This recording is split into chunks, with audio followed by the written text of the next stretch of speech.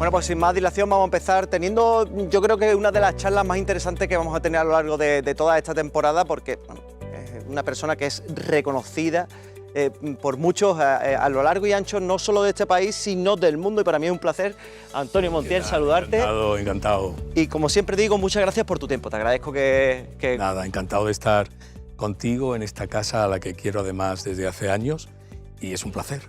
Bueno, te lo he comentado antes fuera de cámara, esto va a ser una charla en la que estoy muy interesado en conocer la obra y la vida personal de Antonio Montiel, una persona que nació en Málaga, en Antequera, sí, en Antequera, pero se crió en Madrid. Bueno, es un poco en parte. Primeramente fue en Madrid la primera parte. Yo nazco de una forma circunstancial en Antequera, porque mis padres son malagueños, tanto mi madre de Villanueva de la Concepción, mi padre de Almojía. Y entonces mi padre vivía en Almojía, en Madrid en aquel momento, siendo de Almojía, y se fueron a vivir a Madrid. Yo nací circunstancialmente en Antequera por vacaciones, porque nací en el mes de agosto, y fueron a dar a luz a Antequera. Después, al poco tiempo, nos vinimos ya a vivir a Málaga, y luego yo, con los años, ya cuando cumplí 22 años, me fui a Madrid, pero sin perder nunca el contacto con Málaga. No, desde luego, vamos a ver cómo tu vida ha ido y viniendo de Málaga a Madrid en cierto asunto, pero bueno, vamos a conocer en líneas generales a Antonio Montiel y enseguida lo conoceremos en líneas particulares.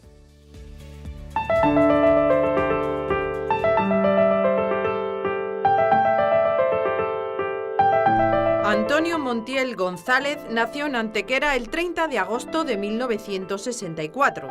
Es un pintor español que creció en Madrid, ya que sus padres, naturales de la provincia de Málaga ambos, residían en la capital por entonces.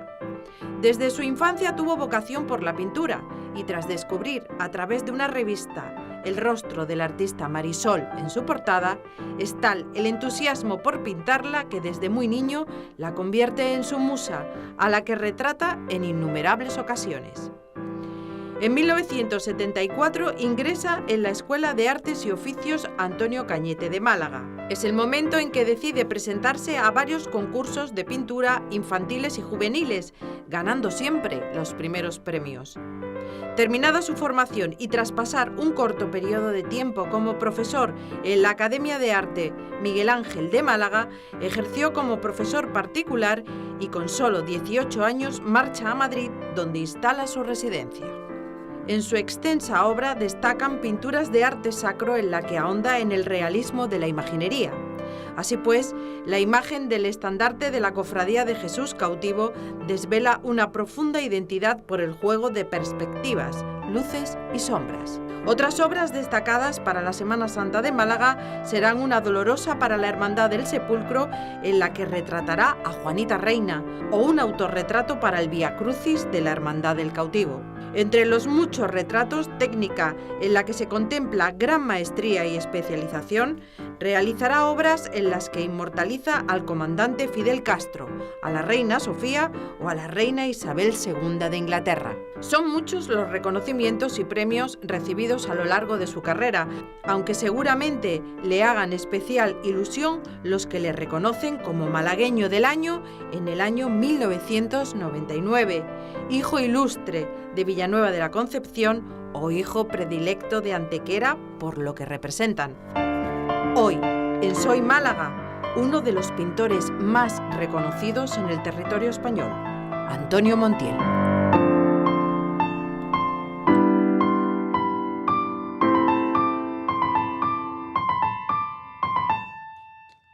Bueno, Antonio, esto es un poco una pincelada o un pequeño esbozo, permíteme... Qué bonito reportaje habéis hecho, ¿eh? Sí. Enhorabuena, me ha gustado muchísimo, ¿no? Porque además habéis aglutinado un poco toda una historia. Pero es muy escueto, es muy de esbozo. Pero está estupendo, me ha gustado mucho. Ahora vamos a ahondar. Hemos hablado en el reportaje ese que acabas de ver de los reconocimientos. Sí. Yo quiero calcular que bueno, por lo que representa ser hijo adoptivo, hijo predilecto de las ciudades de tus padres y la tuya propia que te quiere, que es Málaga capital, se une también uno que ha sido, venimos casi de ponerlo en la solapa, que lo llevas puesto. Sí, concretamente este fue el sábado, el viernes pasado, con el grupo Girasoles, que sabes que es una asociación que está por la lucha para recaudar fondos para el cáncer infantil. Sí.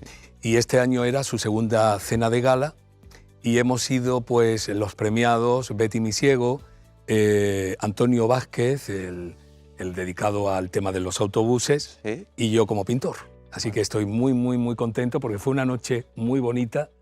Agradezco mucho a Iluminada, que es la presidenta, Regateiro, que es la presidenta, y que, bueno, que hayan pensado en mí para recibir este galardón, este premio.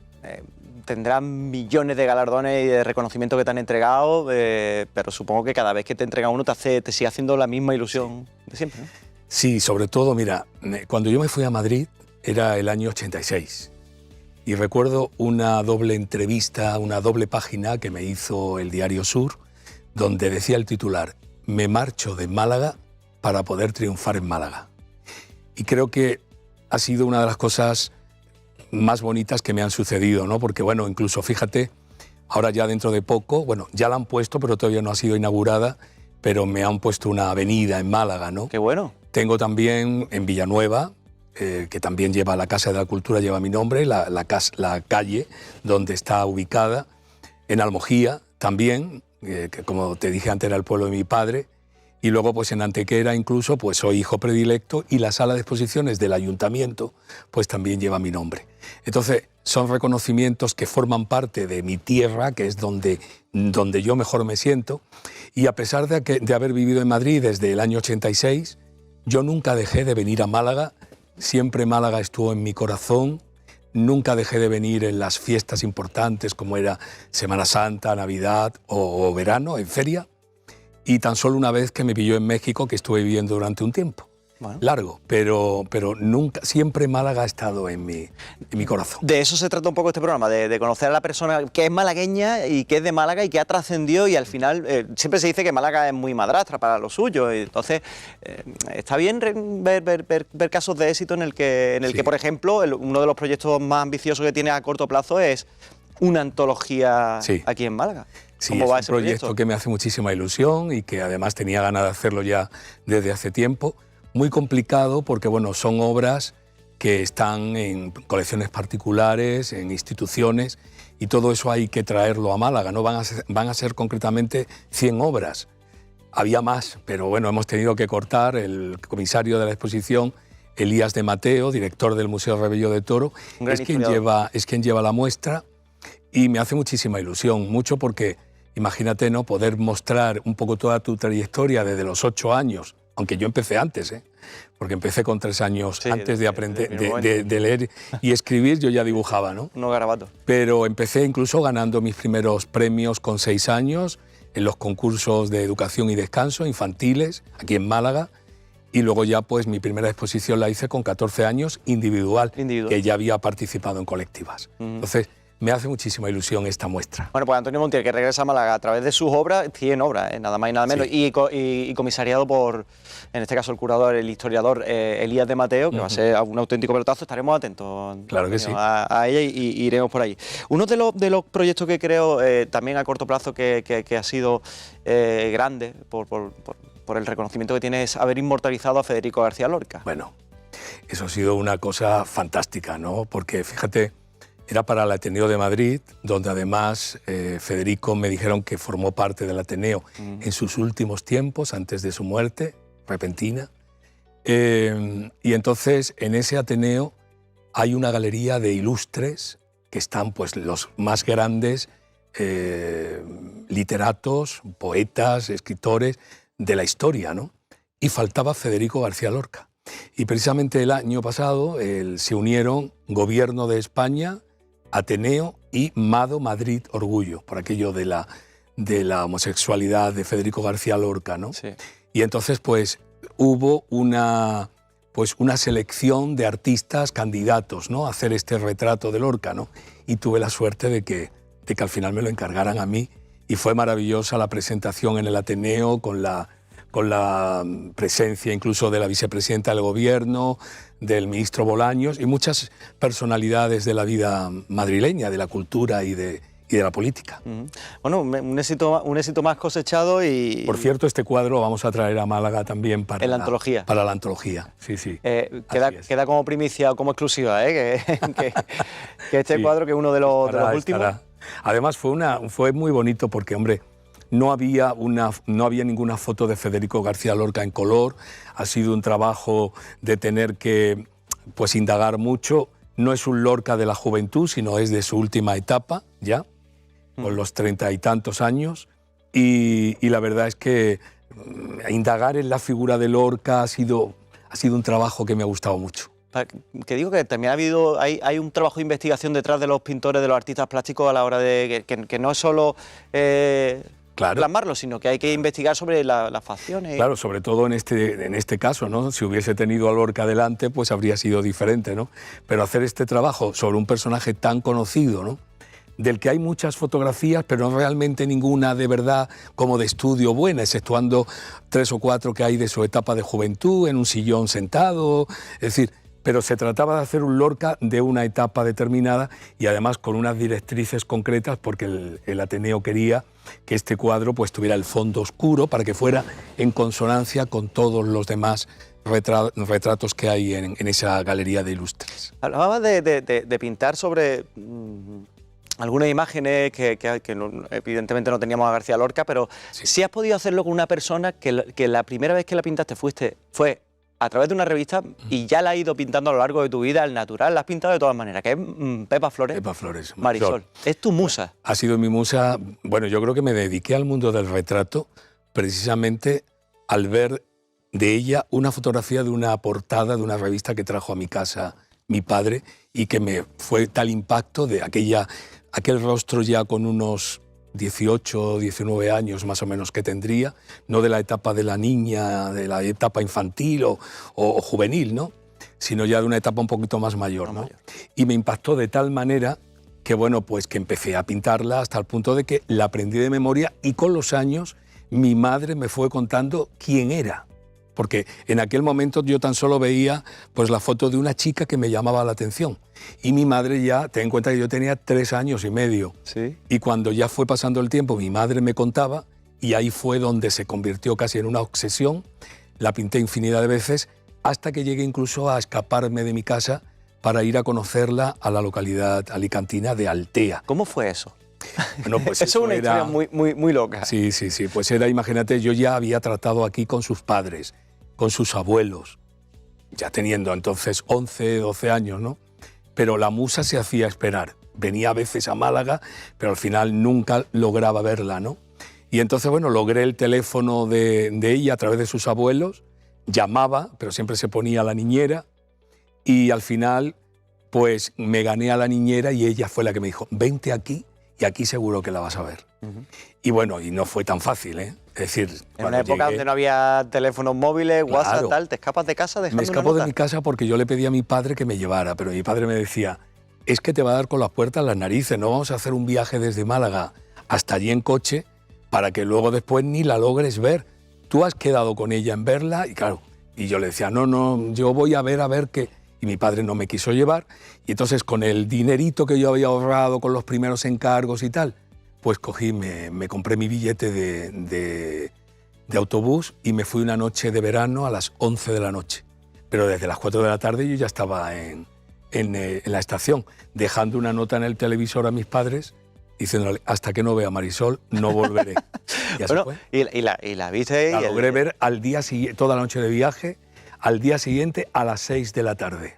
Es decir, que se hizo esperar. Y a raíz de ahí habéis tenido una relación muy a partir de ahí, estrecha. pues ya hicimos una amistad estupenda, la he retratado muchísimas veces, me ha posado en varias ocasiones y la verdad es que llegué a hacer incluso una muestra en Málaga que se llamó Homenaje a una musa en el año 98 en la Fundación Fénix, de la obra que había podido recopilar, que había hecho mucha más, pero de la obra que pude recopilar de retratos de Pepa desde la edad también de 7, 8 años hasta aquel momento. Fíjate, dos malagueños que han trascendido mucho las fronteras y han sido reconocidos por su trayectoria. Si te parece, voy a cambiar un poco de tercio y te voy a preguntar por tus referencias. Yo he tenido una concepción siempre de Antonio Montiel, como aficionado a la pintura, que tienes algo muy en común con Velázquez y Sí. con Goya. Sí. Bueno, es que yo soy un amante del arte clásico, ¿no? Y eso es para mí importantísimo, y más en estos tiempos que vivimos, donde arte se le llama a cualquier cosa, ¿no? Yo me he criado en un concepto artístico clásico porque empecé yendo a la escuela de arte siendo muy jovencito, entré con 10 años, empecé haciendo dibujo de estatuas, luego ya después pasé a colorido y procedimiento. Tuve de profesores a don Luis Bono, que fue un pintor importante de la época, y a Pablo García Rizo, que le llamaban el maestro de las flores. Y me enseñaron conceptos pues clásicos, ¿no? Pero aparte es mi gusto también personal. Quiero decirte que yo tuve mis incursiones cuando tenía 16, 17 años, más vanguardistas, más modernistas.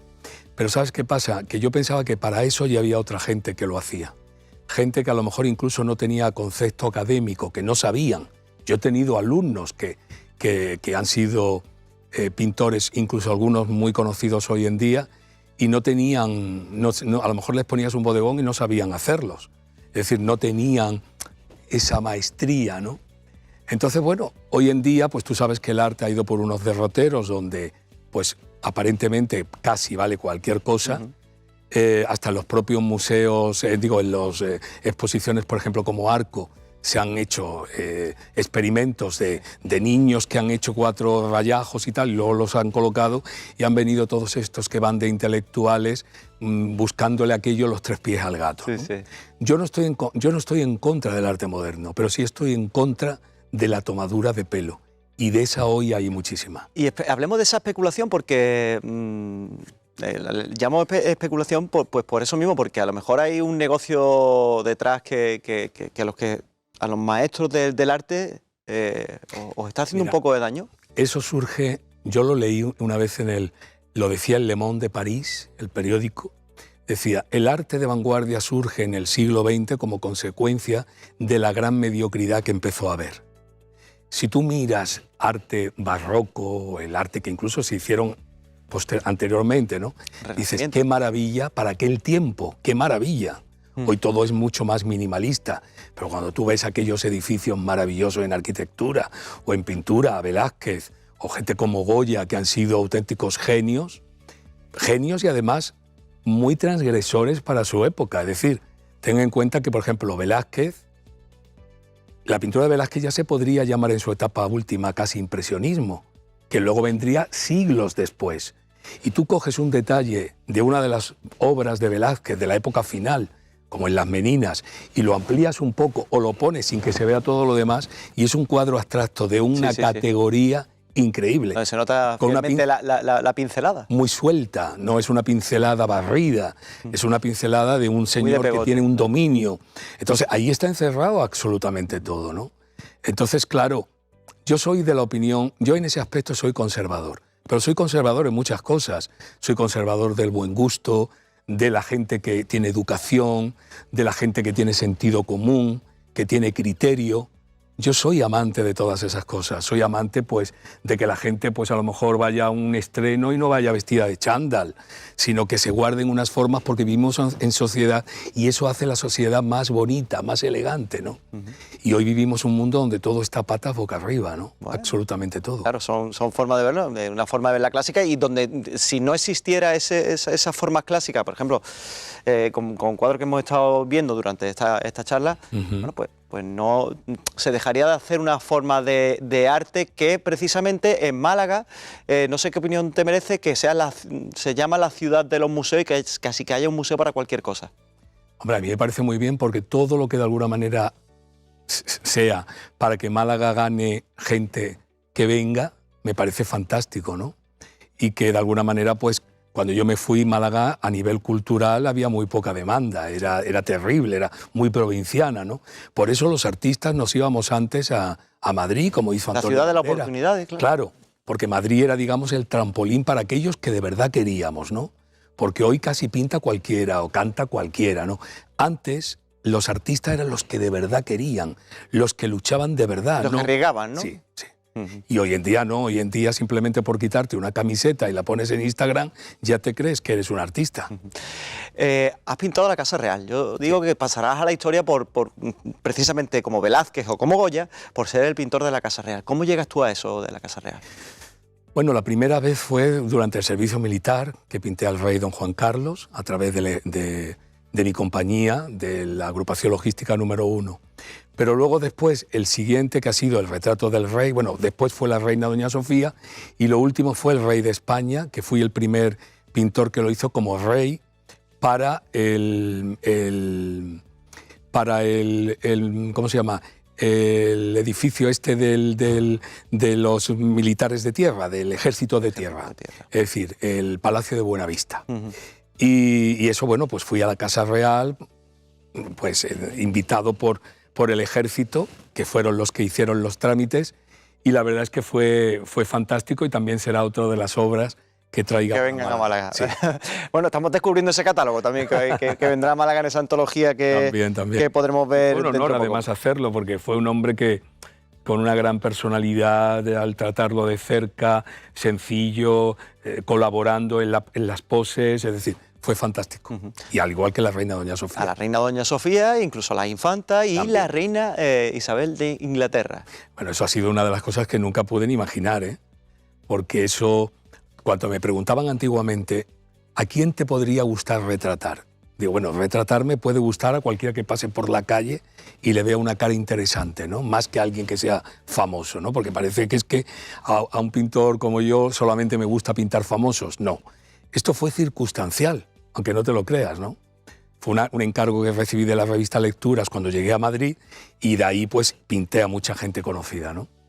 Pero en el caso de la reina de Inglaterra, yo tengo un representante inglés que además su abuelo fue parlamentario y tesorero en la Casa Real, y su tía dama de corte. Y entonces a través de él se le mostró mi obra y con motivo del Golden Jubilee, pues en el 2003 tuve la oportunidad de ir al Palacio de Buckingham y la retraté. Bueno, aquí queda para la historia. A lo largo de esta charla, Antonio, se ha podido ver un poco tu personalidad. Sí.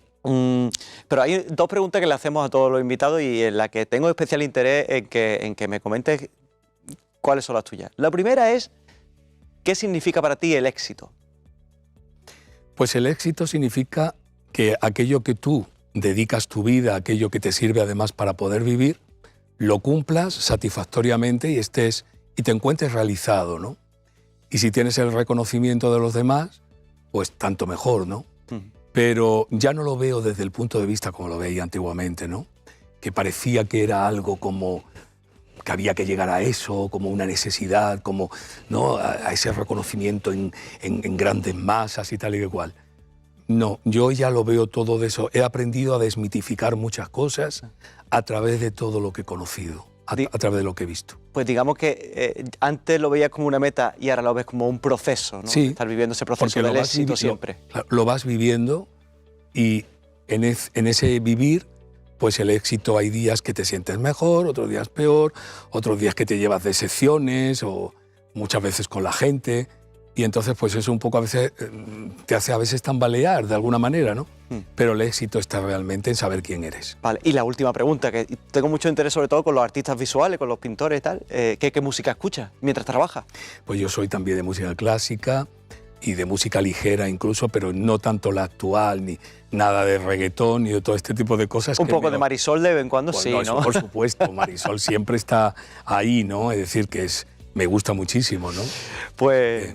pero vamos, sobre todo me gusta mucho la clásica porque no lleva letra y de alguna manera pues no distrae. Exactamente, no te distrae. No distrae. Bueno, pues nos vamos a quedar con esa reflexión, con ese catálogo, estaremos muy atentos a esa antología. Antonio Montiel, pintor de Málaga para el resto del mundo talento. Muchísimas gracias por tu tiempo, por tu visita. Muchísimas gracias.